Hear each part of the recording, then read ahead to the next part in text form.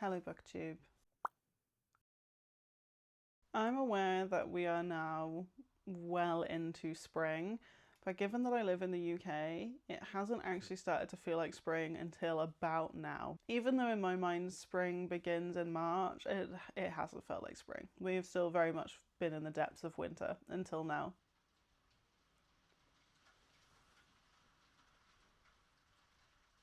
It's hailing outside. Oh, I love British springtime.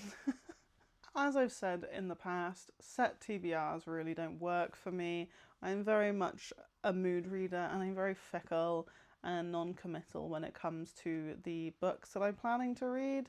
So I like to keep things a bit loose, but I still like to have some idea of things that are top of my kind of priority list, things that I'm very interested in, or reading goals that I have in mind for the coming months. And so this video is just a collection of books that I'm excited about right now, things that I want to be prioritizing going forward, things that are on my kind of bookish radar right now. I've been going a little bit crazy with the library this year, so I thought talking about my library holds would be a good place to start. I have quite a few that are coming up towards the end of April and beginning of May, so we're going to start off there. The first book I actually already have, my hold has come in, and that is Almost Life by Kiran Millwood Hargrave. Hello! Sorry, I started filming without you. Sorry, you're probably going to see a tail whizzing around for the next few minutes. I've had The Mercies by this author on my TBR for quite a long time, but I've yet to read anything by her, which is kind of silly because I've only ever heard good things. And I am particularly partial to a sapphic historical fiction, and this is exactly that. This follows two women who happen to meet in the 1970s in Paris, and it follows the trajectory of their lives from there as they kind of remain intertwined and connected to one another throughout the years. Some of my favourite sapphic books have been more historical literary fiction, so I am very excited to pick this book up. I've already been hearing great things online about it, and like I said, this author is really popular and celebrated anyway, so it's really about time that I pick up a Kiran Millwood Hargrave book. The next book that I have a hold for has been getting a lot of buzz online because it was longlisted for the International Booker, and that is The Wax Child. This is another historical fiction. I believe it is based around or inspired by an infamous Danish witch trial of the 17th century. And all I really know about the premise of this one is a woman who I'm guessing is a witch or accused of witchcraft crafts a child out of wax. And I think we're following the perspective of that child, but haven't read it, not 100% sure. Hello. So I could be wrong in that respect, but hopefully I'll get around to reading it and I'll be able to let you know. It's only a very short one. I believe it is translated from Danish. This is another author that I've heard really great things about. The Employees is a really celebrated novel that I've wanted to get around to for a long time. Have I? No, of course I haven't. Don't be ridiculous. I've got that one coming to me, I think, at the end of April. And then I have 4 more books that I have reserved that I should be getting throughout May. The first of those is another sapphic book, and it is Every Step She Takes by Alison Cochrun. If you've watched any of my previous videos, you'll know that I already do love this author. The Charm Offensive is one of my favourite contemporary romances. Didn't love Kiss Her Once for Me quite as much, but I think a large part of that was just the Christmassy aspect, but also the setup of that book involving some dubious, potentially cheating, not cheating, you know, grey area stuff that meant I couldn't fully love it as much as I did The Charm Offensive. But this doesn't have any of that. So this follows a woman who I think is in her mid-30s, who lives in Seattle, and she's having a bit of a crisis of identity and is sort of coming to the realization that she may be queer but isn't really sure what to do with these feelings. And then I think her sister gets in some kind of accident and breaks her leg, and so she offers her place on a tour she was going on the Camino de Santiago. And when she gets there, she realizes that this is a queer woman's tour, and so she really has no choice but to finally confront all of these feelings that she's been grappling with and potentially has been a bit in denial about. I'm very partial to a later coming out story. Those always resonate with me quite strongly, and Alison Cochrun has dealt with this theme in The Charm Offensive in a really tender and sensitive way, so I'm excited to see what she does here in a sapphic context. The next book is a little bit of a wild card, I think. It's not one that I would have necessarily been inclined to pick up if it hadn't have been longlisted for the Climate Fiction Prize, which is a prize that I'm trying to be a bit more thorough in following and reading books longlisted for that prize. All I know is this book is about a wind called Helm, I think in the north of England, and you just follow what that wind has been up to for hundreds of years and how it has impacted the lives of the people in that region. That's all I can really say about it. I don't really know what a novel about a wind looks like, and while that is a concept that kind of doesn't compute in my brain, it's one that I think could be handled in a way that's very exciting and interesting and unique. It's not one I probably would have purchased, but when I saw that BorrowBox had it, I was like, you know what? It's free. May as well check it out and give it a go. Some of my favourite books are books that I have specifically opted to get from the library because I wasn't sure how I would feel about them, and they've ended up being books I've absolutely loved with my whole heart. So who knows? Maybe Helm could be that next book that I fall in love with from the library. The next book that I have on hold from the library is one that you'll have seen me talk about in my most anticipated releases video, and that is Wolfworm by T. Kingfisher.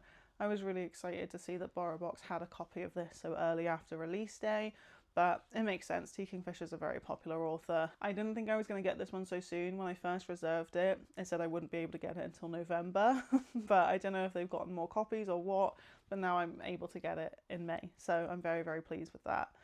This is a historical horror, and I was able to attend a virtual talk between T. Kingfisher and KJ Charles, which was a wonderful time. I really enjoyed, and the insectness of Wolfworm was emphasized multiple times throughout that talk, and I'm someone who doesn't particularly love insects, so I think this is one that could actually really get under my skin. So I'm excited to be thoroughly creeped out by this one. I really enjoy a historical setting, and I'm feeling very drawn to reading a historical setting in a horror context. Some other books that have kind of dealt with this lately that I've been intrigued by are like Starving Saints, and I think Between Two Fires as well has a bit of a horror leaning to it. This is something that I'm hoping that I'll really enjoy so that I can delve into some other examples of that historical horror genre. And I'm excited to read T. Kingfisher's horror for the first time. So far I've exclusively read her fantasy and sort of fairy tale retellings. I haven't read any of her horror, so this is an exciting one for me. I'm really keen to see what T. Kingfisher does in the horror space. And the final book that I have to talk to you about that I'm getting from the library is Kingfisher by Rozie Kelly. This is one that I hadn't heard of at all until it was longlisted for the Women's Prize for Fiction. I don't follow the Women's Prize anymore. I used to follow it pretty religiously, but given everything that they got up to last year with longlisting a well-known transphobe, I really didn't feel compelled to continue following that prize in any kind of in-depth way. But I have still enjoyed occasionally seeing people's content around the books. I still want to obviously prioritise reading books by women, but the prize itself no longer interests me as much as it did in the past. But I watched a video from Ben Reedsgood who ranked all of the entries for the prize this year by how much he enjoyed their first line, and this one had a fantastic first line. It had such a compelling first line, so that really got me. And it is also a queer book, so this follows a queer man who is in I think a polyamorous or open relationship with another man, and I think he is always identified as gay, and then he kind of becomes very infatuated and obsessed with a female artist that he meets, and it kind of sends his relationship into a spiral and upends his whole life. So I'm really keen to see what Rozie Kelly does with that concept. I think that's very intriguing, and like I said, the first line of this was just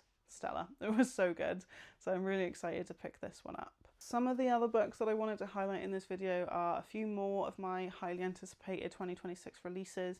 These are 3 romances that I think are gonna kind of be in conversation with each other, in the fact that all of the protagonists appear to work in the media in some capacity. You have And Now Back to You by B.K. Borison, which is set in a radio station and I believe follows 2 weather reporters who are potentially have a bit of a workplace rivalry going on. Then you have Starshipped by Sebastian. This is her first contemporary romance, so I'm very, very excited about this one. I have loved a lot of her historical, particularly her books set in the 20th century New York City setting. Those are some of my favourite romances that I have ever read, so I'm really keen to see what she does in a contemporary context. Starshipped is following, again, a kind of like workplace rivalry situation where you have these 2 actors who have worked together for a long time on this long-running sci-fi show, and it kind of follows the aftermath of one of them deciding that they want to leave the show and what that could mean for both of their careers going forward. And then we also have Much Obliged by D.P. Clarence, which I believe follows a kind of reality TV show dating setup, which I always gobble that up. I don't know why. I don't watch reality dating shows. The one exception that I have enjoyed is The Boyfriend, which is a Japanese gay dating show. I really like the kind of quiet, understated nature of that show compared to what we have in the West, which feels very like formulaic and also set up for maximum drama. Like The Boyfriend felt a lot more realistic and was incredibly sweet to watch, but I'm not somebody who watches a lot of reality dating shows like Love Island, Maths, Love is Blind. Not particularly interested. But you put that setting in a book and I eat it up. I love it. I don't know why. It doesn't really make any sense, but there we are. I've really enjoyed the Paperboys by this author before, so I'm really keen to see what he does with this reality show setup. And then the final section of books that I have to talk to you about today are books that I have on my physical TBR. The first one is kind of my one big reading goal for 2026, the one thing I kind of set in stone that I really wanted to achieve this year, and that is to read the Odyssey before the Christopher Nolan adaptation comes out in July. So I have 3 months, and I think I really need to crack on soon because this is a beefy boy. And also, given the nature of this being a classical piece of literature, I don't think it's going to be easy breezy reading. I have picked up the translation by Emily Wilson, because it's a translation by a woman, so I'm going to support that.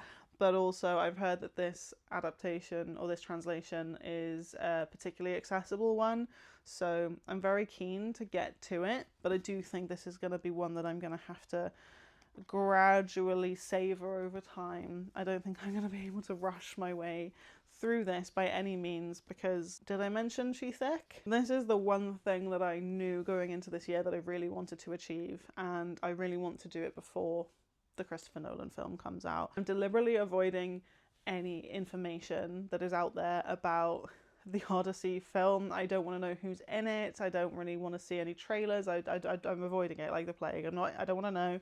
I want to go into it. I want to form my own ideas about the Odyssey from reading the source material and then go into the adaptation and see what I think. So I really need to make a start. I have 3 months to get through this mammoth.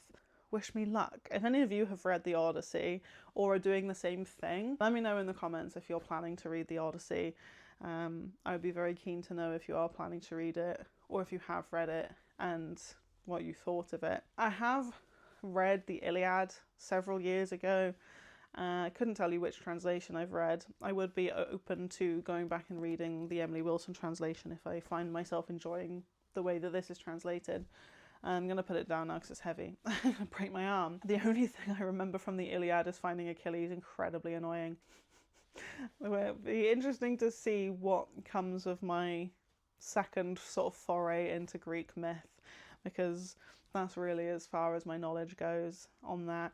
But if you've watched my Q1 wrap up, you'll know that I have enjoyed tipping a toe into some more adaptations of Greek myth. So I'm hoping to carry that energy on into the next quarter and into spring. And the final few books I have to talk to you about are kind of just general placeholders for reading intentions that I have. I noticed when I was wrapping up my reading for the first 3 months of the year that I have really focused very heavily on genre fiction, and I have not been reading much non-fiction. I haven't read any poetry, and I really want to rectify that in the next couple of months. So I want to be prioritizing getting to those books where I can. So for non-fiction, the most recent non-fiction that I have acquired is Love and Exile by Shon Faye. Shon Faye is an incredible writer. The transgender issue is one of the most well-written and accessible pieces of non-fiction that I think I've ever read. So I'm very excited to pick up her second book. I don't really know much about the premise of this one other than I think it's a vaguely memoir-esque exploration of love.